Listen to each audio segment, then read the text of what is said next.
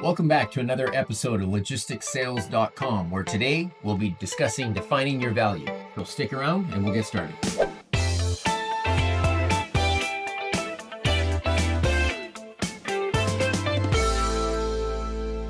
Hi there, and welcome back to today's episode. We'll be discussing defining your value, a topic that I've been really looking forward to.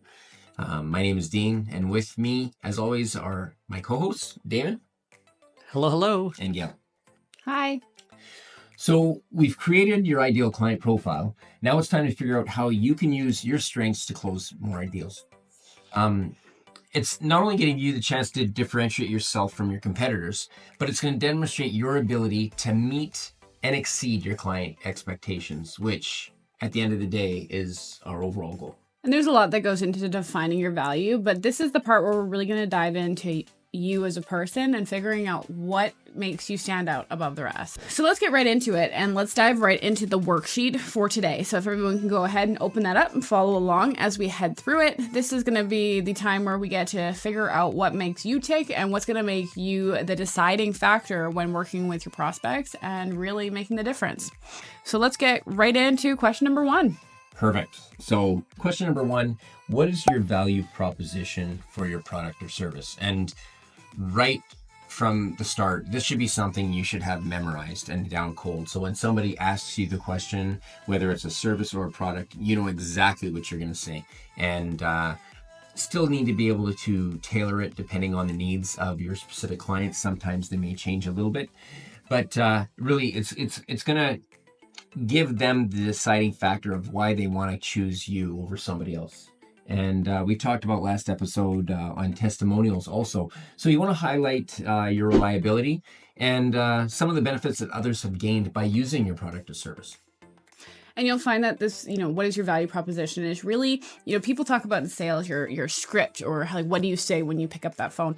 We don't necessarily say have a script, but you should have an idea of what it is that you explain to a prospect every single time you pick up the phone. And it definitely, you don't want to be like reading from the page because then it does sound scripted, but you should know this is what we offer. This is why you should purchase our service or product. And this is what makes the difference. So based off of what you've entered into your client profile in the previous episode, you should already have the building blocks to go ahead and start figuring out how you want to pitch it when you're doing your sales. And if you're going along with us right now and you have you're marking things down, put a little asterisk in here and put that this is really the foundation of your sales pitch. Yeah, so just knowing that proposition for your product or service, something to keep in mind, like there's only typically like 5 or 10 really items that are really going to make you stand out. And so yeah, like exactly what you said, have it memorized. There's not usually many of them. So don't be scared that you have to memorize like books and books and books of information, but know the basics at least, right? And once you know that, the second question is leading into what is your value proposition for yourself? And so knowing who you are and what you bring to the table, we talk about this so many times, is that you become the catalyst to make that difference for somebody.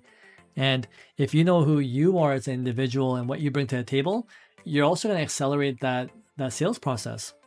And right away, when someone asks you that question, like, hey, why should I buy the same product or service from you that everyone else is selling me at the same time? You have an answer for that, because it's easy to go back to yourself and say, I think the important question is like, what do you say about yourself? And who do you want to become as a person when it comes to servicing a client or a customer? How do you see yourself being different from somebody else? Like what I tell myself in that situation is like, Damon, when I'm doing sales, it's like, Damon, you're the most concentrated person at making sure that you deliver from A to Z, whatever the customer wants. So I know that about myself, is I deliver at a higher standard. I also know that, whatever question or problem that the customer runs into, I'm going to have a solution for them. If I don't know that solution right off the bat, I'm going to go figure it out. So I come at them with this confidence of knowing I'm going to have a great conversation. I'm going to deliver what this customer needs. And I'm going to tell myself certain facts about myself. So like, for example, like if you're, like I know for myself and for some of us, it's like we have that mindset of like, we are an athlete.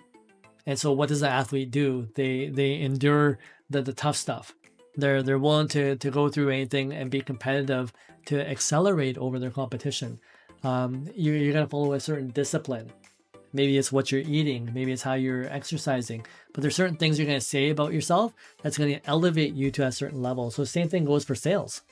When it comes for sales, you're going to have to think about what's different, what's the main differentiator you have about yourself, what's your proposition to that customer, who are you, what are you willing to do. I know a lot of us talk about picking up our phones 24/7, right? And we talk about this, and all of us do this so great. You pick up your phone 2-3 in the morning, you talk to that customer when there's a problem. We're running a business that operates 24/7, and so Gail, Dean, you guys could talk about this as well, but how do you differentiate yourself, and what do you bring to a table when you talk to your clients? What do they appreciate about you? And everyone's going to have a different value proposition. Just like over here, we have 3 different personalities, and each one brings a different part to the table.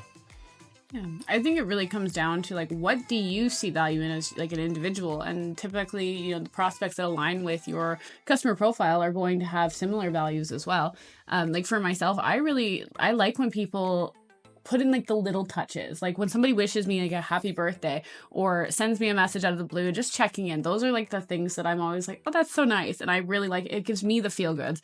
And those are the type of people I want to work with. So that's something that I always use when I do my sales, is to just take that same thing that makes me feel special, the same thing that makes me feel, warm and fuzzy inside, and then show it to my customers. Because if it makes me feel warm and fuzzy, it's probably going to make them feel warm and fuzzy. Yeah, I've seen you do that time and time again, and it's really fun to see. And we've heard it from customers in the past. It's those little touches that just separate yourself from others. And same with Damon. I've seen it on more than one occasion when they're looking for solutions. And if it's something that even falls outside of our wheelhouse, to be able to offer a solution that doesn't immediately benefit you directly, but helps them, that's something that they never forget. And that's something that I've used on more than one occasion after, observing and watching, and you're always learning. And when you apply these things and you're able to honestly, genuinely help the individual, if you can see and understand the landscape of the client that you're working with and understand some issues they're going through in transportation. Sometimes there's infrastructure issues that you're dealing with, or they're dealing with, that you're aware of, and you're able to offer assistance and think of them before they've even thought of picking up the phone goes a long way. And next thing you're like, yeah, exactly, I'm going through that, what can you do to help? And you're there. And those are the things that kind of help separate you from the masses. Yeah. And so like when you actually are looking at, what are your strengths, this is going to lead us into question number 3 here. And that's actually outlining, what are your strengths? So is it product strength, service strengths, and personal strengths? You're going to have several for each category. So try and write down 3, but if you have more that you really, excel at, write some more down. But figure out what of my product makes the difference. So is it quality of service? Is it timing? Is it quick deliveries? Figure out what it is that makes your product stand out above the rest. Then when it comes to service, there are different aspects that you're really going to want to touch on. So when you're talking to a prospect and they say, what makes you different? You'll be able to just bang out the answers like that because you've already got them all figured out. Same thing with your personal strength. What makes you different? And you should at least have a few of those like on your memory that you have figured out, so that if somebody says, what makes you different, not your product, not your service, but what makes you the person I should buy from, you should have no hesitation. You have to, Damon talked about having that confidence, being able to have this outline of what your strengths are going to give you that roadmap. So when you are faced with the hard questions and the people that are going to challenge you in your sales, you already have the answers. And it's just like any relationship. It's what do you have to offer somebody? If you don't have anything to offer from a personal standpoint, why would they want to work with you? And so when we talk about personal strength, even if you don't know what your personal strength is right now, visualize what you want it to be. And ask yourself the question of, am I willing to go and learn the skill? Do I need to research more? Do I need to learn whether it's my grammar or different terminology? What can I do to accelerate my strength to match it to where I want it to be, so I actually have something to offer the customer? Yeah. Which brings us to question number 4. And again, today we're talking about defining your value. So there's the product and service, but also you. What makes you different? What separates you? And here, the question number 4 is, how will you separate yourself from every other salesperson out there to stand out above the rest?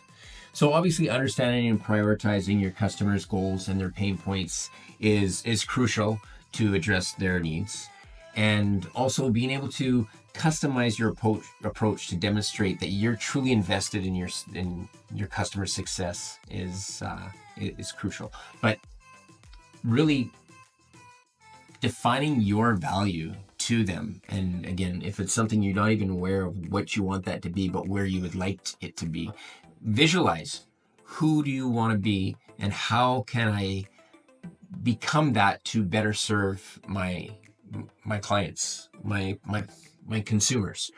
Once you understand what that is, it's the visualization that becomes so key. If you're on the other line, we talked about this time and time again, if you were listening to yourself, what would you want to hear and who would you want to work with? So I think that's really important. So it requires a deep understanding of the product that you're selling. You obviously want to believe in it, whether it's a product or service, we've said that, but being able to communicate clearly and have clear responses to the problems that are being brought your way. And if you can address them, answer them, and solve them, that's what's going to separate you from the others. Indeed, I think the reason that we emphasize this so much is that, in any industry, there's always competitors. There's always competitors selling the same product as you, same service as you. And, the chances that you're going to find an industry that kind of is a standalone is very, very rare, right? The most of us are going to work in an industry, especially if we're just starting off in sales, and probably an industry that's probably common for everyone. Like, we look at things like realtors, anyone selling a home, commercial property, a strata unit. But when we look at these type of salespeople, like, they have tons of competition. So they have to differentiate themselves to stand out. Otherwise, they're going to get left behind. And just like anything else, like when we talk about sports, right? If you don't stand out in sports, you're probably not going to get picked for the team. And so, you have to take that little bit of effort and really understand that, it's up to you to really make that push to say, okay, hey, I'm gonna rise. And for you to even just come and watch this program is an inner desire in you to wanting to become better, and an inner desire of you saying, okay, hey, there's something better out there for me. Let me just go explore it. So taking those action steps gets you exactly to where you want to get to. So let's get into question number 5, which is when pitching to the prospect. And, an A is, what's the benefit of working with you versus working with somebody else? And so similar to what we were just talking about, it's what's going to be the big differentiator between, realtor A versus realtor B. Both can do the same thing, which is sell a home to a potential buyer. But the differentiator is going to be maybe things like, okay, well, one's going to have maybe a better marketing campaign, and maybe their network is a little bit better. Are these things that we can do in our day-to-day process? Yeah, for sure it is. The more prospecting we do, the more networks we can create. The more we're willing to put ourselves out there and retain some of that information, the difference we're going to be able to make in the sales process is going to be, exponential. Question B is, how will working with you make their life easier? So a lot of times in the sales process, what we typically see is that people are asking maybe the wrong type of questions. And people are just saying things like, okay, well, asking those type of questions are going to create headaches for the other person. And you don't want to be one of those people. You want to be a person that actually has, solutions, and ask the right type of question where it's not easily found on their website or it's not easily available. Try to have the common sense to not ask those type of questions. But be qualified in the questions you're asking. So if you know that they're shipping to, for example, a certain amount of retailers, be specific about that question, and just say, hey, I noticed you guys are shipping to these retailers. Is there other retailers that you're possibly looking to ship to within, that territory or that country? But, figure out a smart way to ask questions. I just say that really comes down to like doing your research and like doing the homework before you go in and start speaking to your prospects. It's really going to kind of give you that added edge of the competitors, because there's so many people that just pick up the phone call and the phone, they call their prospects and do their sales pitch, but they don't do the research on to like what's going on. But if you have done your research and you're at, like David says, asking the right questions, asking the smart questions, it already is going to define you as somebody at like the top level. Yeah. And even when we talk about like how can we make it easier for somebody, making it easier for somebody is eliminating some of the hard work that they're doing. If they're spending 4 or 5 hours doing a task, figure out how you can take it on yourself and do it for them. I talk about this as an example is, like somebody that we work with on our financial side. And we have this gentleman that does our currency trading for us, and he's able to do international payments for us in different countries across the world. And, it's one call, and he, it's very easy for him to do this stuff. It's his expertise, but he takes that headache away from us, from having to do all these things and trying to figure it all out.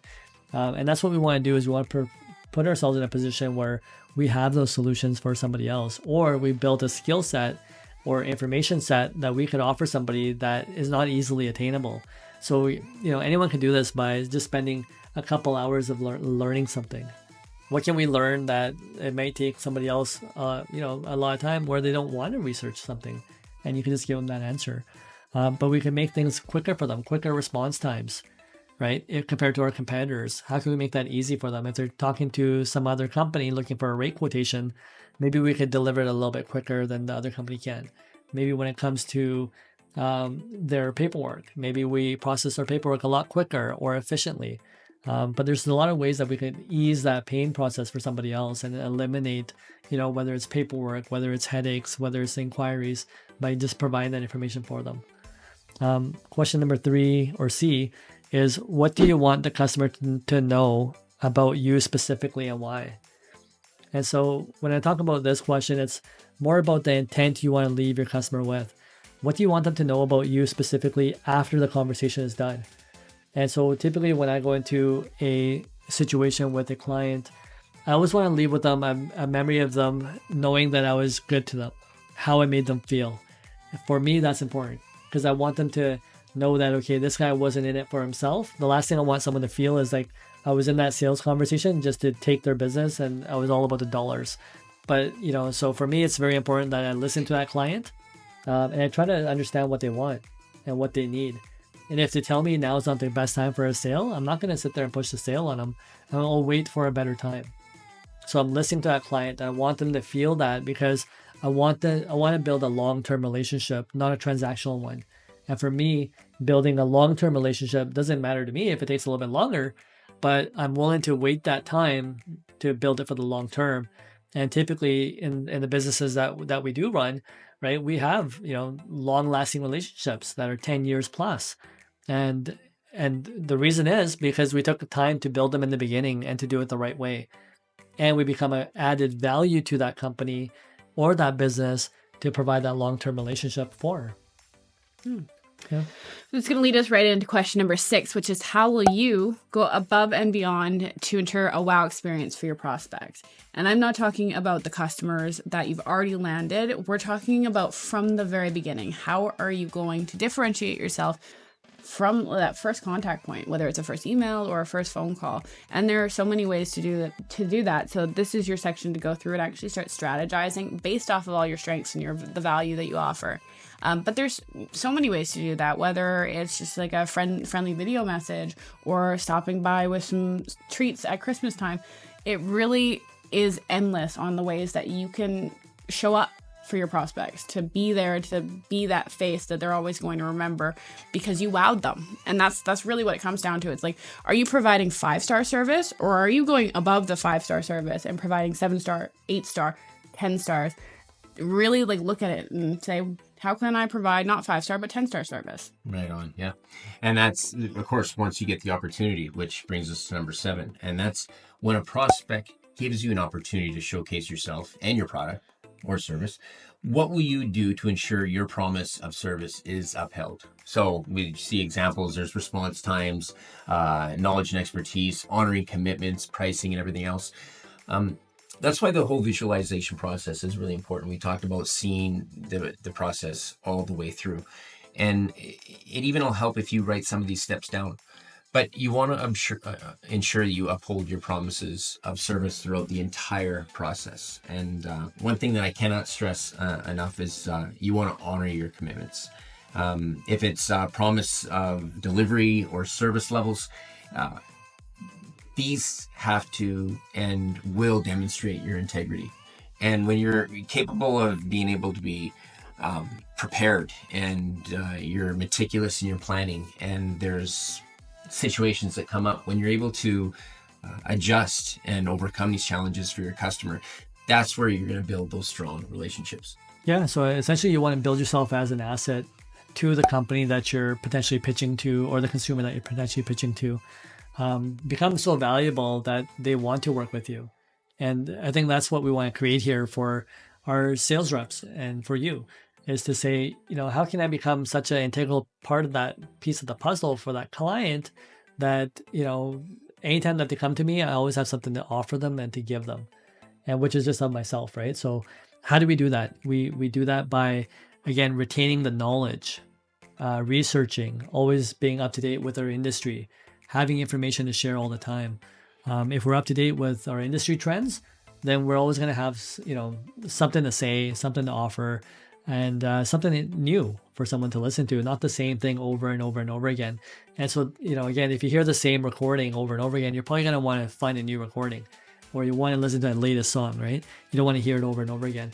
How else do you do it? You provide solutions that are outside the box. And we talked about this a little bit as well, is sometimes, even if it's not related to what you can do, find out who can do it, and have a referral network out there. Find out other people that can help that client when they're in need. Don't just look at yourself in that situation, but how can I offer solutions that may help them? And then, wait for your turn, right? Even if you're not working with that client right now, it will come back in the future, but become that piece of the puzzle where, they be their friend, right? Be their friend where they can come to you anytime, and they know that, hey, anytime I talk to you, I can get some sort of answers of what I'm looking for.